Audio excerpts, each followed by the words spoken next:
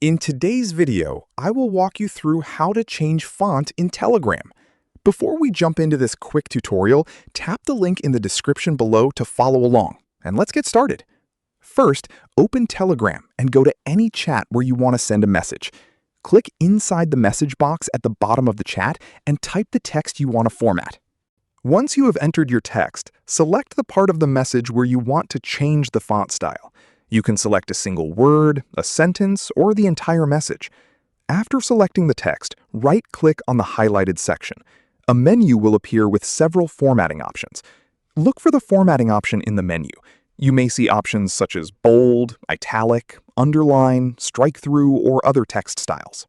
Telegram also includes a monospace style. This changes the selected text to a fixed-width font, giving it a different appearance from the standard Telegram text. You can also combine some formatting styles. For example, you can select a word and apply bold and italic formatting to give it a stronger visual appearance. Once you're happy with the formatting, click anywhere in the message box to continue editing your message. And that's how you take control of your typography on Telegram. Drop a comment below letting me know what font style you use.